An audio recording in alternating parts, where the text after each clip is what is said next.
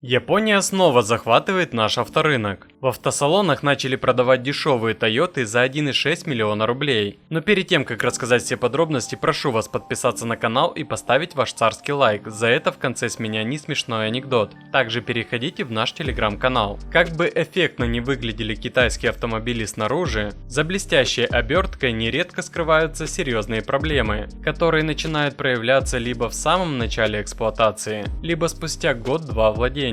Речь, разумеется, идет о тех самых авто из Поднебесной, которые в последние месяцы захватывают российский рынок, обновляя рекорды продаж. При этом сложно винить покупателей. Выбор у большинства ограничен до крайности. Для обычного россиянина выбор сегодня сводится к трем основным сценариям: покупка нового китайского авто, приобретение свежей Лады или поиск на вторичном рынке автомобиля известных мировых брендов. Конечно, можно рассмотреть и премиум опцию, взять новенькую японскую или немецкую модель за цену столичной квартиры. Но такой подход, откровенно говоря, реален только для очень узкого круга людей. Вряд ли найдется много рабочих, живущих на зарплату 60-70 тысяч рублей, способных позволить себе новый Mercedes или Volkswagen. Да и даже такие привычные модели, как Toyota Corolla или Skoda Octavia, которые когда-то были вполне доступны, ныне перешли в разряд недостижимого. Еще несколько лет назад рабочий завода мог взять такую машину без кредита, а сегодня и в кредит не получится.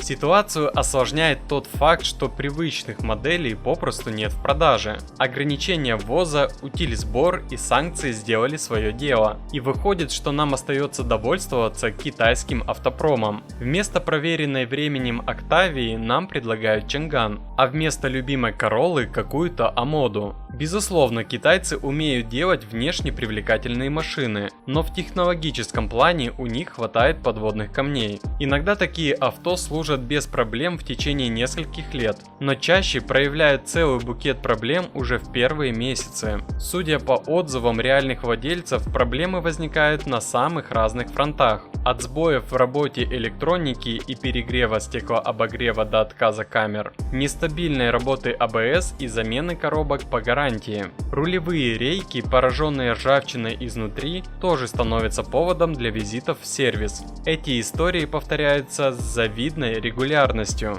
что вызывает определенное недоверие даже у тех, кто раньше был лоялен к китайскому автопрому. На этом фоне все больше людей начинают задумываться о возможном возврате к старым, проверенным временем брендам, тем же Toyota, Honda, Volkswagen или Volvo. Несмотря на официальные запреты, японские и европейские автомобили все равно добираются до России. Пусть и обходными путями через третьи страны с наценками, но поступают. В частности, недавно на российском рынке появились свежие Toyota Vios, доступная альтернатива Corolla. Этот японский седан Б-класса только начал появляться в российских автосалонах, но уже вызывает живой интерес. И не зря. За свои деньги он может составлять конкуренцию и китайцам, и даже Ладе, цены на которую стали просто недоступными. Например, базовая версия стоит более 1,5 миллиона рублей, а если туда добавить автомат и двигатель 1.8, ценник легко перепрыгнет за 2 миллиона.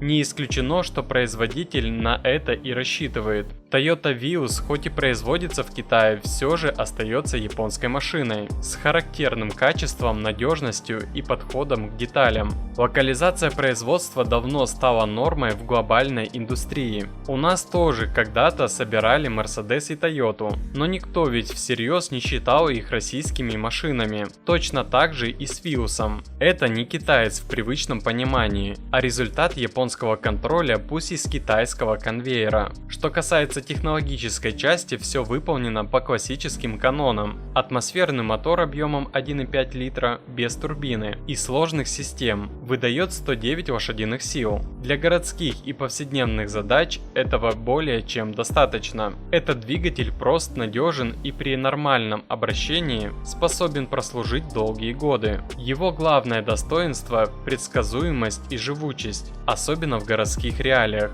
В сравнении с аналогичными китайскими моторами, этот агрегат, скорее всего, выйдет победителем по ресурсу и стабильности. Коробка передач тоже радует. Классический автомат, проверенный временем и лишенный болезней, присущих вариаторам и роботизированным трансмиссиям. Хотя для любителей разных решений доступны и версии с вариатором и с механикой. Но чаще всего к нам завозят именно гидротрансформаторы, что для российского рынка оптимально. В салоне все довольно скромно, без излишеств, но добротно. Здесь нет китайской любви к глянцу и светомузыке, зато царит простота и эргономика. Дизайн руля вызывает ностальгию. Он напоминает модели конца 90-х, но зато удобен и функционален. Сиденья обиты тканью, однако материал явно качественный и рассчитан на долговечность, в отличие от быстро изнашивающейся псевдокожи на многих китайцах. Приборная панель информативна, не перегружена лишними деталями и не утомляет взгляд.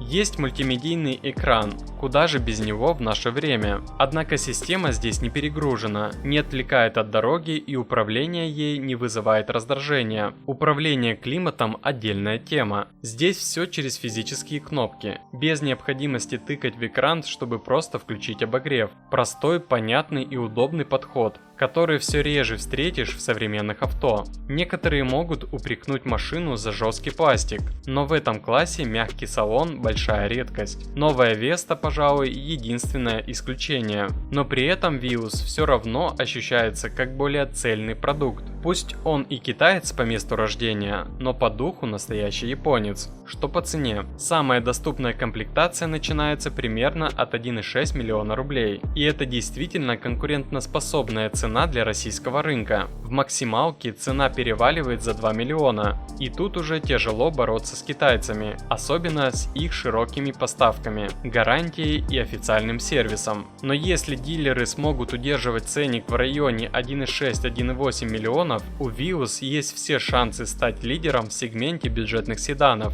Для примера давайте покажу конкурентов китайцев Kai E5. Ситуация на рынке сложилась так, что модели калининградской сборки не пользовались ожидаемым спросом, и дилеры были вынуждены пойти на значительные уступки, устроив масштабные распродажи. В результате цену на этот китайский седан значительно снизили. Теперь его можно купить от 1 миллиона 350 тысяч рублей. В стартовой комплектации автомобиль оснащен 5-ступенчатой механической коробкой передач. Несмотря на свою базовость, модель предлагает весьма неплохой набор опций. В перечень входит дистанционное открытие багажника, светодиодные задние фонари, легкосплавные 16-дюймовые диски, мультимедийная система с 10-дюймовым экраном, функция Auto Hold, комплекс электронных помощников водителя, камера заднего вида с динамической разметкой, бесключевой доступ в салон и круиз-контроль.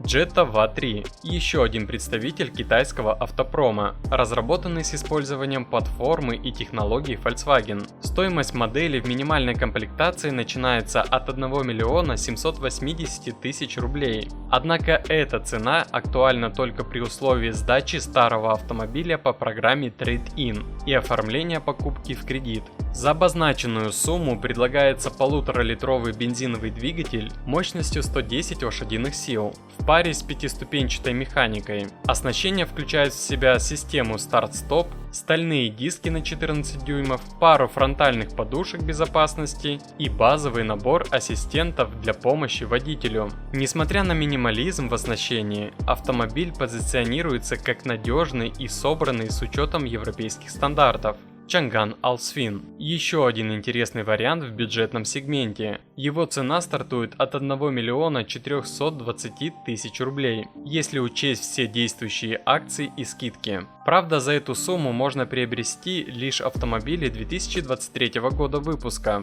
тогда как свежие машины прошлого года стоят примерно на 100 тысяч рублей дороже. Даже в базовом варианте комплектация модели выглядит достойно. В нее входят две фронтальные подушки безопасности, мультимедийная система с 7-дюймовым сенсорным экраном, система круиз-контроля, камера заднего вида, кондиционер, светодиодные дневные ходовые огни, 15-дюймовые легкосплавные диски и возможность дистанционного открытия багажника. Агрегатируется автомобиль с 5-ступенчатым роботом и передним приводом. Под капотом работает 1,5-литровый бензиновый мотор мощностью 98 лошадиных сил. Как вам такой расклад? Стоит ли обращать внимание на японскую Toyota Vios, пусть и с китайской пропиской? Или все-таки Китай наше все? Делитесь мнением, не забывайте ставить лайк, поддержите канал, если видео оказалось полезным. Ну и обещанная мною шутка. Идет обсуждение, пристегиваться или нет в автомобиле. Первый комментарий. Просто надо водить так, чтобы пассажиры сами спешили себя и друг друга пристегнуть. А больше автоновостей, инсайдов и юмора вы найдете в нашем телеграм-канале, ссылка в описании.